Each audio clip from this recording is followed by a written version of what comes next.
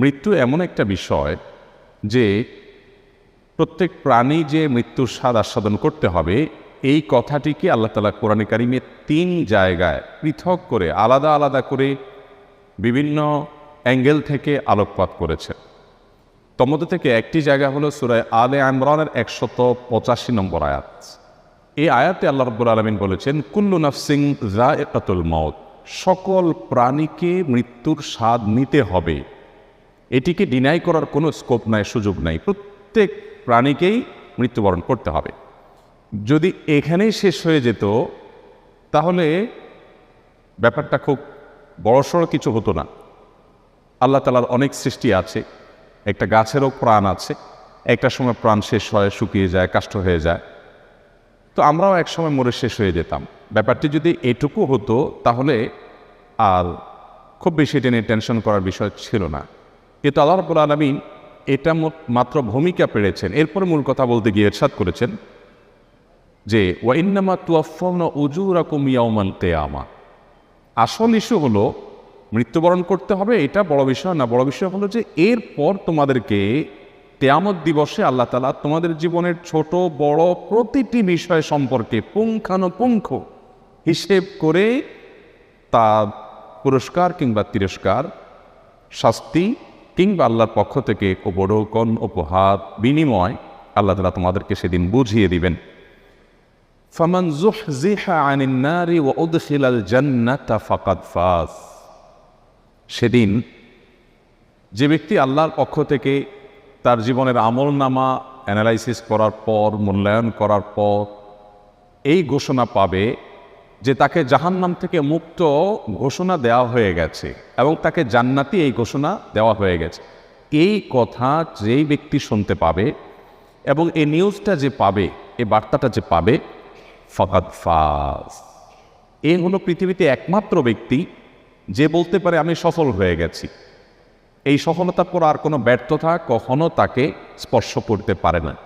পৃথিবীর সকল সফলতার পর আবার কোনো ব্যর্থতা তাকে স্পর্শ করতে পারে। এই আতঙ্ক, এই চিন্তা, এই টেনশন আমাদের মধ্যে কাজ করে। একজন মানুষ যত সফলই হন নিজের জায়গায়, তার সেক্টরে, আপন আলোয়, আপন জগতে, একটা পর্যায়ে তার সফলতাটা থেমে যেতে পারে, যে কোনো মুহূর্তে ব্যর্থতায় পর্যবসিত হয়ে যেতে পারে। এই রিস্ক পৃথিবীর সকল মানুষের সকল স্তরে থাকে। শুধুমাত্র এই ঘোষণা যেদিন মানুষ পাবে কিয়ামতের ময়দানে, যে তোমাকে জাহান্নাম থেকে মুক্ত ঘোষণা করা হলো এবং জান্নাতে যাওয়ার আহ্বান করা হলো, নির্দেশ দেওয়া হলো, এরপর থেকে আর ব্যর্থতা বা ভয় বা শঙ্কা বলতে কোনো কিছু আর থাকবে না। আল্লাহ রাব্বুল আলামিন এই পৃথিবীতে যত কিছু সৃষ্টি করেছেন আমরা সবাই জানি, এই বিষয়ে কোনো শিক্ষিত অশিক্ষিত কোনো মানুষই দ্বিমত করেন না।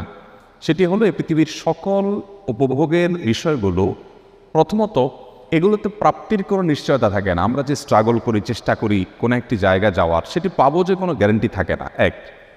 দ্বিতীয়ত হলো যদি আমরা সেটা পেয়েও যাই, অধরা জিনিসটা যদি আমরা ধরে ফেলতেও পারি, আমাদের তৃপ্তির স্থায়িত্ব থাকে না। অর্থাৎ প্রাপ্তি নিশ্চয়তা নেই আর তৃপ্তির স্থায়িত্ব নেই। আর জান্নাতের বিষয়ে আল্লাহ তাআলা বলেছেন যে সেখানে প্রাপ্তির নিশ্চয়তাও আছে আর তৃপ্তির স্থায়িত্ব আছে। এই জায়গা থেকে একজন মানুষ মৃত্যু পরবর্তী জীবন নিয়ে ভাববেন, চিন্তা করবেন। একজন ঈমানদার সেই জায়গা থেকে মৃত্যু পরবর্তী জীবনে তার আমলনামা যখন দেয়া হবে, সেটি কি ডান হাতে পাবেন, সেটি কি বাম হাতে পাবেন, সেটি কি গুড নিউজ হবে, সেটি কি তার জন্য ব্যাড নিউজ হবে, সেটি তার সফলতার পথ দেখাবে নাকি তাকে ব্যর্থ বলে প্রমাণ করবে, এই ভাবনা একজন ঈমানদারের চিন্তায় সবসময় থাকবে। মোহতারাম হাজরিন, আল্লাহ রাব্বুল আলামিন কোরআনে কারিমে আমাদেরকে বিভিন্নভাবে মৃত্যু পরবর্তী প্রস্তুতি গ্রহণ করার জন্য বলেছেন। মৃত্যু পরবর্তী প্রস্তুতির অংশ হিসেবে প্রথম যে কাজটি আমরা করতে পারি বা করা উচিত আমাদের, সেটি হলো ঈমানটাকে স্ট্রং করা। আমার ঈমান এবং বিশ্বাসের জায়গাটা যদি খুব পরিচ্ছন্ন হয়, পরিষ্কার হয়, শক্ত হয়, এরপর যদি আমার আমলের ক্ষেত্রে কোনোটা ত্রুটিও থাকে, কমও থাকে, তো আমার বেসিকটা ঠিক থাকলো, ফাউন্ডেশনটা ঠিক থাকলো অন্তত। এই জন্য আমাদের আখিরাতের প্রস্তুতি হিসাবে, মৃত্যু পরবর্তী জীবনের প্রস্তুতি হিসাবে ঈমানটা আমার পিওর আছে কিনা, কোনো ভেজাল আছে কিনা, সে বিষয়টিকে খুব ভালো করে আমাদের একটু ভাবতে হবে এবং বারবার করে সেটা নিয়ে আমাদের পড়াশোনা ঘাটাঘাটি করতে হবে। বিশেষ করে কোরআন এবং হাদিস থেকে আমাদের ঈমান এবং বিশ্বাসের পয়েন্টগুলো নিতে হবে। দ্বিতীয়ত যে প্রস্তুতি নিতে হবে তা হলো নেক আমল এবং ভালো কাজ। ভালো কাজ এর যে সীমানা এটা এতটা পরিব্যাপ্ত যে আমরা ভালো কাজ বলতে মনে করি শুধু নামাজ রোজা করা, আমরা ভালো কাজ করতে মনে করি শুধুমাত্র ওয়াজ নসিহত করা, আমরা ভালো কাজ করতে মনে করি শুধুমাত্র কোরআন তেলাওয়াত করা, জিকির আজকার করা, সুবহানাল্লাহ আলহামদুলিল্লাহ বলা। এগুলো ভালো কাজ, মৌলিক ভালো কাজ, সন্দেহাতীতভাবে। কিন্তু ভালো কাজের সীমানাটা এত পরিব্যাপ্ত, মানুষ যেই কোনো কাজ করবে সেটা দ্বারা তার নিজের বা মানুষের সমাজের কোনো কল্যাণ যদি বয়ে আনে এবং সেখান থেকে সে যদি আল্লাহর সন্তোষিটা আশা করে, এই পয়েন্টগুলো একত্র হলে সেটি কিন্তু একটা ভালো কাজে পরিণত হয়, পর্যবেসিত হয়। আমাদের নবীজি সাল্লাল্লাহু আলাইহি ওয়াসাল্লাম বলেছেন, আহাব্বুন নাস ইলাল্লাহি আনফাহুম লিন-নাস। আল্লাহর কাছে সবচেয়ে প্রিয় মানুষ সে যে মানুষের জন্য সবচেয়ে বেশি উপকারী হয়, কল্যাণকর হয়, যার ভূমিকা অন্যের উপকার বয়ে আনে। এই মানুষটা আল্লাহর সবচেয়ে পছন্দের এবং সবচেয়ে প্রিয় মানুষ। মোহতারাম হাজিরিন, এরকম রকমারি ভালো কাজ দিয়ে আমাদের আমল নামাকে, আমাদের জীবনকে সাজাবার চেষ্টা আমাদের মৃত্যু পরবর্তী জীবনের ভাবনা থেকেই আমাদের করা উচিত। কারণ আরবি ভাষার একজন কবি বলেছেন, আমারুনা আমারুনা। আমারুনা আমারুনার মানে হলো যে আমাদের জীবনটা হলো আমাদের কর্মের অপর নাম। আমরা যখন মারা যাব শুধুমাত্র একটি জিনিসই থাকবে, যে আমি কেমন ছিলাম। দিন শেষে মানুষ আলোচনা করবে লোকটা এমন ছিলেন, এমন ছিলেন, এমন ছিলেন না। তার মানে কর্মগুলোই থেকে যাচ্ছে, আর আমল নামাতেও সেটি থাকবে, আখিরাতেও সেই জিনিসটি যাবে। এই জন্য মৃত্যু পরবর্তী জীবনের প্রস্তুতির জায়গা থেকে প্রতিটি কাজ, প্রতিটি পদক্ষেপের সময় একজন ইমানদার ভাববেন যে এটি আমার মৃত্যুর পরে যে অনন্তকালের জীবন আসছে, যে জীবনের শুরু আছে আর শেষ নেই, সেখান থেকে আর ব্যাক করার সুযোগ নেই, সেই জীবনে এটি আমার ভালো কাজের মধ্যে গণ্য হবে নাকি মন্দ কাজের মধ্যে গণ্য হবে। আল্লাহ রাব্বুল আলামিন কোরআনে কারিমে একটা আয়াত বলেছেন, যেটা রীতিমতো একটা থ্রেড বলতে পারি আমরা, যেটা রীতিমতো আমাদের ইমানকে জাগিয়ে দেওয়ার জন্য যথেষ্ট হতে পারে। আল্লাহ বলেছেন, ফালা তামুতুন্না ইল্লা ওয়া আনতুম মুসলিমুন। তোমরা সবাই মৃত্যুর স্বাদ আস্বাদন করতে হবে, এটা তোমরা জানো। অতএব তোমরা কেউ মুসলিম না হয়ে আমার কাছে এসো না, খবরদার। মুসলিম না হয়ে তুমি মৃত্যুবরণ করো না। মুসলিম না হওয়া মানে পরিপূর্ণভাবে আল্লাহ তাআলার কাছে নিজেকে সমর্পণ করা, আল্লাহ রাব্বুল আলামিনের আদেশ নিষেধের আলোকে নিজেকে সাজানো। মোহতারাম হাজিরিন, সেই জায়গা থেকে আমাদের নেক আমলের চর্চা হবে আমাদের আখিরাতের প্রস্তুতির অন্যতম একটা পয়েন্ট। নাম্বার 3, তাওবায়ে নাসুহা করা। একজন ইমানদার বারবার নিজেকে জিজ্ঞাসা করবেন যে আমি কোন জায়গায় আছি, আমি কি জান্নাতের রুটে আছি নাকি জাহান্নামের রুটে আছি। আমার কর্ম, আমার চিন্তা, আমার ভাবনা, আমার আচরণ, আমার লেনদেন, আমার সার্বিক বিষয় আসর, এগুলোকে আমাকে জান্নাতের দিকে অগ্রসর করছে না জাহান্নামের দিকে অগ্রসর করছে।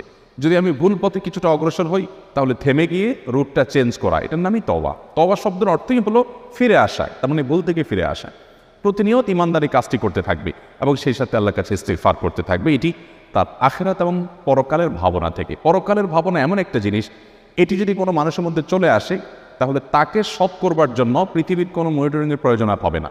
আমরা কদিন আগে বিভিন্ন জাতীয় গণমাধ্যমে একটি সংবাদ বেশ ঘটা করে প্রকাশ হতে দেখেছি যে কোনো একজন রেলওয়ে কর্মচারী বা কর্মকর্তা, তিনি বৃদ্ধ বয়সে এসে তার বোধোদয় হয়েছে যে তিনি বিনা পয়সায় রেলে বহু চড়েছেন। এখন তিনি রেল কর্তৃপক্ষের কাছে এসে তার সারা জীবনের সেই ভুলের প্রায়শ্চিত্ত করে সকল টাকা তিনি জমা দিতে এসেছেন। এই যে বিবেচনা বোধ তার মধ্যে জাগ্রত হয়েছে, এটা শুধুমাত্র পরকালের ভাবনা থেকে, অন্য কোনো কিছু নয়। মোহতারাম হাজির, এই জায়গা থেকে একজন মানুষ যদি প্রকৃত সৎ মানুষ হতে চান, তাহলে তার ভিতর আখিরাতের প্রতি ঈমানের ভাবনাকে জাগ্রত করা এবং সেই জায়গা থেকে মৃত্যু পরবর্তী প্রস্তুতি গ্রহণ করার কোনো বিকল্প পথ আমাদের সামনে খোলা নেই। আল্লাহ রাব্বুল আলামিন কুরআনে হাকিমে বলেছেন, ওয়া আম্মা মান খাফা মাকামা রাব্বিহি ওয়া নাহা আন-নাফসা আনিল হাওয়া ফাইন্নাল জান্নাতা হিয়াল মাওয়া। জান্নাতের এই নেয়ামত আল্লাহ তাআলা ওই ব্যক্তিকে দিবেন যে ব্যক্তি আল্লাহর সামনে দাঁড়াতে হবে, আল্লাহর সামনে যেতে হবে এবং সকল কিছুর হিসেব দিতে হবে, এই ভয় যার অন্তরে তিনি জাগ্রত রাখেন, এই ভাবনা সবসময় যাকে তাড়িয়ে বেড়ায় এবং এই চিন্তা থেকে তিনি প্রতিটা পদক্ষেপ হিসেব করে ফেলেন, এই মানুষটিকে আল্লাহ তাআলা জান্নাত দিবেন। অতএব মৃত্যু পূর্ববর্তী ভাবনা প্রতি মুহূর্তে আমাদেরকে আলোকিত করবে, আমাদেরকে সৎ করবে, আমাদেরকে আল্লাহ তাআলার নিকট জবাবদিহিতার বোধের কারণে আমাদেরকে অসততার পথ থেকে বাঁচাবে। অতএব সেই জায়গা থেকে মৃত্যু পূর্ববর্তী প্রস্তুতি হিসাবে প্রতিনিয়ত তওবা করতে থাকতে হবে। তওবা এমন একটা আমল যে তওবার মাধ্যমে পূর্বের সমস্ত গুনাহ আল্লাহ তাআলা মাফ করেন, সকল পাপ, সকল অপরাধ আল্লাহ তাআলা ক্ষমা করে দেন। বান্দা যদি সত্যি তার ভুলটা বুঝতে পারেন, এরকম সুযোগ ইমানদারকে আল্লাহ তাআলা দিয়েছেন যে এই সুযোগটা যদি কেউ হাতছাড়া করে ফেলে, আপনার যখন মৃত্যু এসে যাবে, আমাদের যখন মৃত্যু এসে যাবে, কিংবা মৃত্যুর আলামত যখন প্রকাশ হবে, আমি যখন বুঝতে পারবো যে আমি শেষ, আর আমি দুনিয়াতে কোনো সুযোগ পাচ্ছি না, ওই টাইমের তওবা, একেবারে শেষ মুহূর্তের তওবা আল্লাহ কবুল করবেন না। তার আগ পর্যন্ত এমন কোনো পাপ নেই, এমন কোনো অপরাধ নেই। মানুষ বিভিন্ন সময় জিজ্ঞাসা করে অমুক অপরাধ করলে আল্লাহ মাফ করবেন কিনা। এমন কোনো অপরাধ নেই যেটা ক্ষমারও যোগ্য। এমনকি আমরা বলি শিরক ক্ষমারও যোগ্য, এই কথাটাও এভাবে বলা সঠিক নয়। শিরকও ক্ষমারও যোগ্য নয়, শিরকও ক্ষমার যোগ্য অপরাধ যদি আমি জীবদ্দশায় সেই জায়গা থেকে সরে আসি। আমি আমার কৃতকর্মের জন্য আল্লাহর কাছে অনুতপ্ত হয়ে মাপ চাই, লজ্জিত হই, নিজেকে চেঞ্জ করি, পরিবর্তন করি, নতুন জীবন গড়বার চেষ্টা আমি শুরু করে দেই, তাহলে আল্লাহ তাআলা পূর্বের শিরকের অপরাধও মাফ করে দিবেন। অতএব শুধুমাত্র মানুষের অধিকার, এটা এতটা ভয়াবহ যে কারোর অধিকার আমি নষ্ট করেছি, সেটি কাউকে আচরণগতভাবে কষ্ট দিয়ে হোক, আর্থিকভাবে ক্ষতিগ্রস্ত করে হোক, যে কোনোভাবে, এ বিষয়ে আল্লাহ তাআলার কাছে মাপ চাইলে আল্লাহ মাফ করবেন না, যতক্ষণ পর্যন্ত যার অধিকার নষ্ট করেছি তার কাছ থেকে আমি মাফ না নিব, কিংবা তার কাছ থেকে মাপ নেওয়ার কোনো সুযোগ না থাকলে আল্লাহ তাআলাকে আমার বিশেষ আমলের মাধ্যমে সন্তুষ্টের এই লেভেলে নিয়ে যেতে পারলে যে আল্লাহ তাআলা স্বয়ং দায়িত্ব নিয়ে তার কাছ থেকে আমাকে মাপ পাই দিবে। মোহতারাম হাজিরিন, সেই জায়গা থেকে তওবা এবং ইস্তেগফার আমাদের প্রতিনিয়ত করা দরকার। আমি যদি এই মুহূর্তে তওবা করি যে আল্লাহ, আমি এখন থেকে হিসেবের নতুন খাতা খুলতে চাই, আমি যা করেছি আমি অনুতপ্ত, আমি লজ্জিত, আমি ক্ষমা প্রার্থী, আমি আমার আখিরাতকে উজ্জ্বল করবার জন্য এখন থেকে আমি নতুন করে পথ চলা শুরু করছি, আল্লাহ তাআলা পেছনের সমস্ত গুনাহ মাফ করবেন। নবী সাল্লাল্লাহু আলাইহি ওয়াসাল্লাম বলেছেন, আত-তাইবু মিনাজ যামবি কামান লা যামবা লাহ। কেউ যদি পাপ থেকে, অপরাধ থেকে তওবা করে ফিরে আসে, তাহলে তার পেছনের সব কিছু আল্লাহ তাআলা ডিলিট করে দেন, সব কিছু। মৃত্যুর পরবর্তী প্রস্তুতির অংশ হিসাবে মৃত্যুর কথা বারবার স্মরণ করা। এই জন্য নবী করিম সাল্লাল্লাহু আলাইহি ওয়াসাল্লাম বলেছেন, তোমরা কবর জিয়ারত করবে, কেননা কবর জিয়ারত করলে মৃত্যুর কথা স্মরণ হয় এবং দুনিয়ার বাস্তবতা মানুষ সবচেয়ে বেশি উপলব্ধি করতে পারে কবর জিয়ারত করলে। কোনো মানুষকে দাফন করতে গেলে, কোনো মানুষ মৃত্যুসজ্জায় শায়িত তার শিওরে গেলে, কোনো মানুষ অসুস্থ তার শুশ্রূষা করতে গেলে মানুষ তার জীবনের বাস্তবতাকে উপলব্ধি করতে পারে যে দুনিয়ার জীবনটা আমাদের খুবই সীমিত। আল্লাহ তাআলা এটাকে এতটাই অনিশ্চিত রেখেছেন যে পৃথিবীতে কেউই বলতে পারে না তিনি কতদিন বাঁচবেন। আল্লাহ তাআলা কোরআনে কারিমে রীতিমতো ঘোষণা দিয়ে দিয়েছেন যে কিছু জিনিস মানুষ